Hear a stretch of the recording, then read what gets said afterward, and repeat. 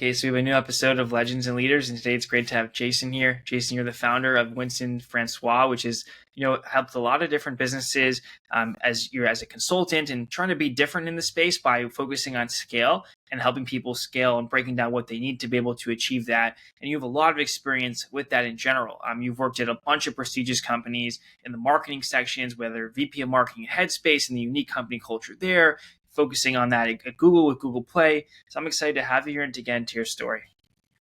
Great. Yeah. Happy to be here. Thanks for having me. Awesome. So how did your interest in the world of business and marketing, how did this kind of begin initially? What inspired you to want to go down this path with your life? Yeah, I will admit my dad was a marketer when I was growing up. So his passion was actually like loudspeakers, home theater, pre people having surround sound in their homes. Like he was working at a company that made giant speakers when I was my mom was pregnant with me. And so as I grew up, we always had his passion in our home, which was like music playing, really cool speakers, sounds great. And he worked at these speaker companies that my parents owned, a turntable manufacturer, like record players and in the 90s. And all that led up to me kind of learning about sales and marketing and piquing my interest. And then I happened to apply for a random job at Google coming out of getting my marketing degree in college, and didn't get that random job, which was executive assistant to the founders there in Sergey. But I did get, they kind of guided me to apply for, and I ended up getting a job working on the Google Ads business. So that's how I fell into it. And then that turned into be one of the best marketing machines ever built, right? Like Google search ads are undoubtedly one of the greatest business models of all time. And so that's kind of how I studied marketing in college, and then I ended up in a marketing role at Google, more on like ad sales and support basically, but learned a ton. And speaking of great leaders and legends, I actually worked in Sheryl Sandberg's organization when I joined Google in 2006. So that's how it all began. So what drew you specifically to Google? Why did you want to work there? I mean, it was Google, right? Like in 2001, maybe I first saw Google. I was in a classroom in high school, and I was on a computer in one of my classes, and somebody showed me Google, and I had searched on Lycos and Alta Vista before that, maybe Ask Jeeves, but somebody showed me Google, and I never looked back. I never searched on anything else ever again, and it was transformative for me in finding my way on the internet. And then as a young adult, finishing up college, trying to figure out where I wanted to work, it seemed like a really cool company to go work for. So I applied for that silly job, even though I had no experience as an executive assistant, and the recruiter told me as much. But they said, look, you should be an AdWords coordinator. And that's how I ended up there. And then I spent 7 years there and got to do basically all the cool things you could imagine. I like pinch myself often and think about how lucky I was. Started out in this, Google Ads job, and by the time I left Google, I'd launched Google Music and Google Play, and was doing things that I could have only dreamed of as a late 20s kid who had no business being in those rooms, getting to work on those amazing products. What was that like launching Google Play? Because Google Play was so transformative. Yeah, I mean, I was a part of what was then the Android marketing team before we called it Google Play, before we launched the new brand. And it was a collection of a bunch of random brands. It was Android Market, and there was YouTube Movies, and we had Google, I think Google Books or Google eBooks. It was just like a bunch of random stuff. And Apple was still calling all their stuff iTunes, so nobody could really figure out what to call this kind of digital entertainment suite of different brands and products. And so we called it Google Play, and it was super fun. I remember getting to make these videos to launch Google Play called the Google Play tests, and I worked with our in-house creative team and external production houses, and we made these wild like commercials basically that we put out on YouTube. And they were these like really funny practical experiments that showed how the different products work using the cloud. And this was new. Like people were used to just downloading songs from iTunes at the time, and so this was like a big deal that everything was just always there on all of your devices. And so we tried to communicate that in a fun and silly way. Yeah, the cloud was so transformative. And I remember when it was being introduced, and it was definitely something from the marketing standpoint that people had to figure out how to communicate, because people had no idea what this was and didn't even understand what it mean. It was, where what even was this stored. Yeah, we had come a long way from 1,000 songs in your pocket, Steve Jobs on stage with the first iPod, to basically an unlimited number of songs available to you all the time, anywhere you go. Mm-hmm. Definitely. So why did you decide you wanted to leave Google? It's an innovative company, a lot going on. Why move on? Some people call it the 7-year itch. In my case, I had a friend who was working at Viacom. It's now Paramount at the time, and he was an executive there, and he said, you should come check out what we're working on. I met some folks over at Comedy Central and joined them to lead a large marketing team there, and it was so different, right? I was at Google doing digital marketing, online ads, basically no traditional marketing, and then got this job at Comedy Central and was able to learn all the stuff that I hadn't gotten to do at Google. So we were running, TV ads and billboards and print ads and like very traditional, they call it spray and pray. And so it was a fun juxtaposition against the time I had spent at Google doing highly measurable digital media buying and marketing campaigns, to this very kind of, hey, we're trying to get people to show up and watch season 17 of South Park. And so we just need to put up a bunch of ads in the subway in New York and on billboards in LA, and people will tune in. Right. Very different. Yeah, but fun. And I got to work on the roast of James Franco and South Park, Daily Show, Colbert Report, launched Drunk History, Inside Amy Schumer, Broad City, like really fun franchises, and meet super, super funny, interesting people. And so it was just like a cool little career detour. But I did miss tech, right? And so you're right. Like leaving Google was weird, because I'd grown up there. I started there. I was 22 years old by the time I left. I was 29 and young executive at Comedy Central, and just like at Google, I didn't know what I was doing. I was just figuring it out, and so came back to tech and co-founded a startup here in Los Angeles, where I'm based now. Mm-hmm. So, you launched, a bunch of different shows. What goes into actually launching a show and scaling that up and hoping you have success there? There's a ton of stuff that happens before the marketing team gets involved. I can tell you that. There's a whole group inside of television networks called basically the talent and development team. And so there's and this is different now with streaming, but back then streaming was still, it was basically Netflix was the only one. And now streaming is the kind of primary channel. So shows will get greenlit in streaming world for a season or multiple seasons. But back when I was at Comedy Central, everything started with a pilot, and so the development team would give a production company a budget to go make a pilot with some talent, and they would go shoot one episode, and they would hope that it was funny enough. And then if it was funny enough for Comedy Central and people thought it was great, they would greenlight it and turn it, they'd buy a whole season's worth of episodes, put those on TV. And if the ratings were good, then the show would get, picked up for more seasons or another season. Right.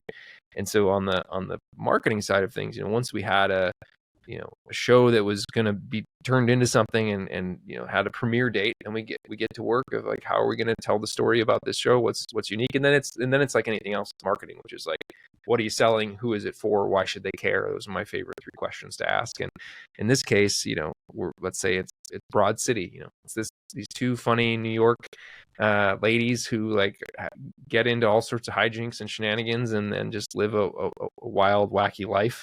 It was born out of a lot of like the improv folks, Amy Poehler and people in New York, and Alana Glazer and Abby Jacobson, the stars of that show, were just really funny people. And so it was, you think back to like sitcoms and like Seinfeld and very like procedural, and this was more organic than that. But we would we try to bring those personalities and those creatives to life. Abby happened to be an illustrator, so she made a bunch of like artwork and animations that we use in the marketing campaigns, and it's really fun. And so then you go out and you run a campaign to get people to tune in across all the channels that we just talked about. So you run TV ads, especially on your own network, of course, and then on other networks, and you buy billboards, and you kind of put out ads on Facebook and Google and hope that people tune in. And then when they do, then the show gets picked up for another season. So why did you want to then go into building your own startups? Because like you probably could earn a Yeah. good salary elsewhere. Why go and launch your own thing, take on that risk? Why does anybody become an entrepreneur? Because they think it'll be easier than it's going to be. They believe that they can do something. There's a little bit of hubris and ego in it. I think for me, I missed technology a lot. So coming back to a tech company, in this case, I joined in stealth mode, a startup, two other co-founders. At the time, it's called Burrito Labs, and it would become Heal, the Doctor House Call app that we built together. And I would say to people when I decided to leave Comedy Central and go over to Heal, um, laughter is the best medicine except for medicine. And then I got to go be a part of a team that was actually creating an opportunity to save lives. Like people were really sick and a doctor would show up at their house. And instead of us charging them for a doctor house call, we would say, if you're really sick, you need to go to the hospital. I'm going to call the hospital now and we're going to get you triaged in and get you taken care of. And that was cool. And then I went on to work, in other health and wellness companies. And I think it was a light bulb moment for me that, technology, Google, technology for good, like find anything, like figure out any information, you can find it with Google, right? The evolution of that is what can, the kind of innovation of mobile and social and geographic kind of geofence technology, things like Uber. This was Uber for getting a doctor. How does that technology allow us to do more things to help people? And so building tech products that help people has been a core part of my journey, and I got to do that firsthand and see like the 0 to 1 adventure of starting a company or raising capital and trying to scale. Really, really hard stuff without big resources like at Comedy Central or Google. And then why kind of move towards consulting in that avenue? Yeah. Once I figured out how to operate inside of really big companies and then start my own company and kind of do the stuff in between it, so slightly bigger startups, I realized that it's kind of like all the same thing over and over. And I easily get bored. And so for me to go work at a company for a year and a half, 2 years or more, eventually it's not that exciting or interesting anymore. The problem set has not changed a lot, and the challenges, like unless things are really growing fast and there's lots of new problems every day or new products and services, not exciting enough for me.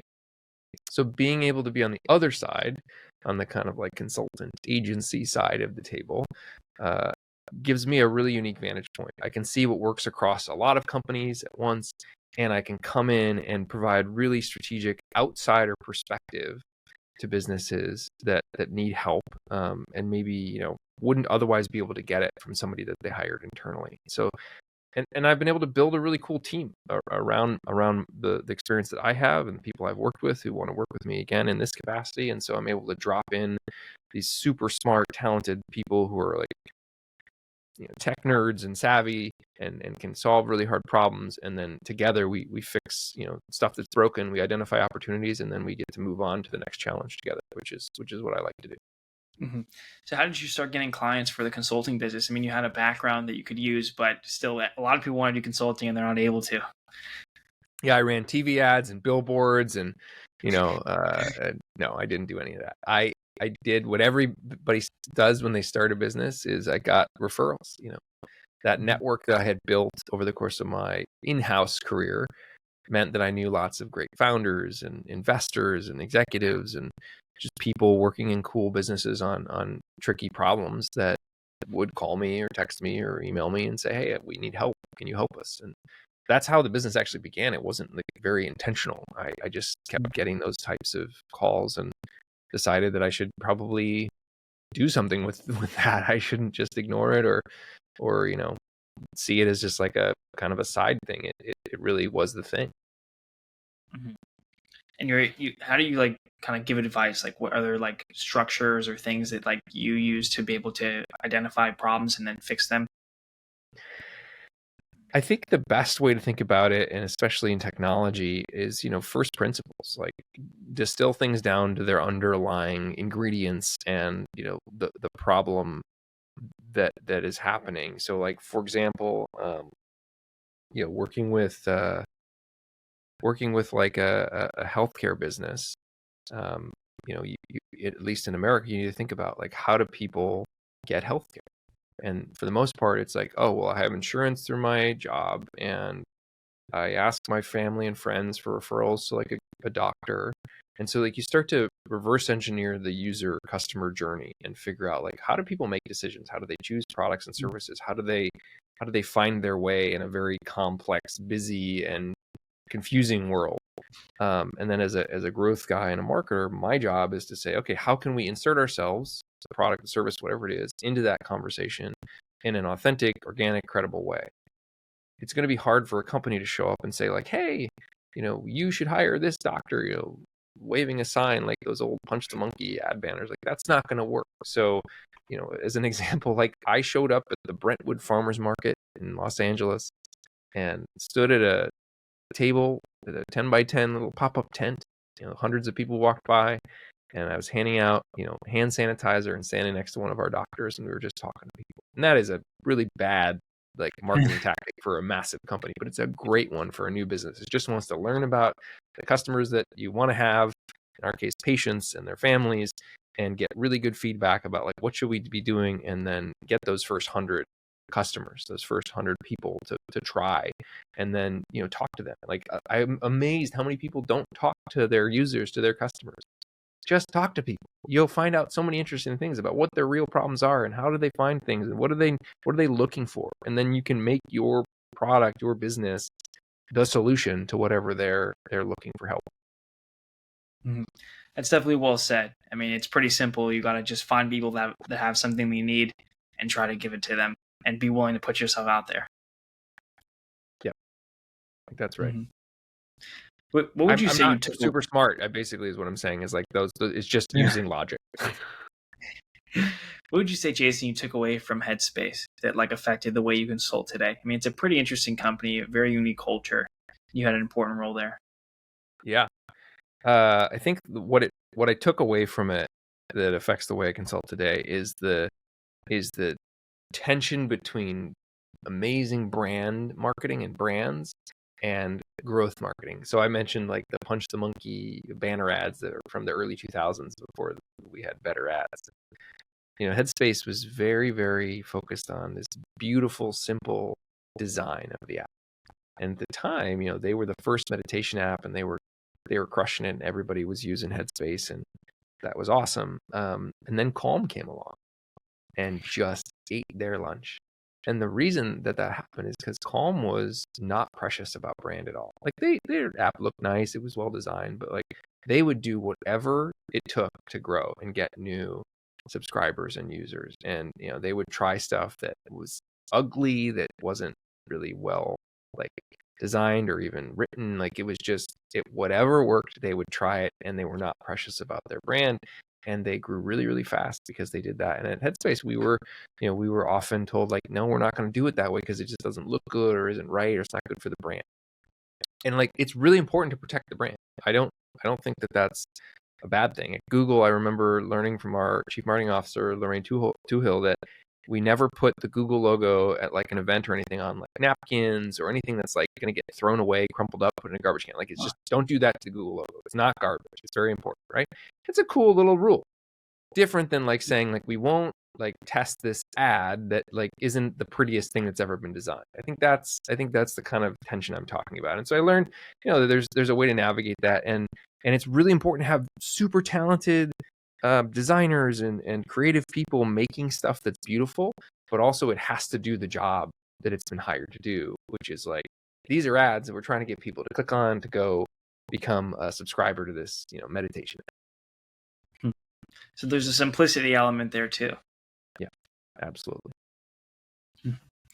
So what would you say that, Jason, you want to accomplish now? What are your goals for your consultancy? Where do you see yourself going over the next 5 to 10 years? 5 to 10 years. Well, I have 2 little kids. So I have a 4-year-old and a 4-month-old. So I can tell you, I have no idea what the next 5 to 10 years is going to look like when it comes to being a dad, but I'm super excited about that. And I do see work as a means to an end to facilitate a good life. So part of me is like, I'm, less concerned given the tender young age of my kids with like what exactly happens in my business over the next 5 to 10 years than I am with like, how do I help these little humans grow? But I will tell you that success to me looks like helping more companies grow, solving hard problems, building a team that I'm super proud of that enjoys working together on these hard problems.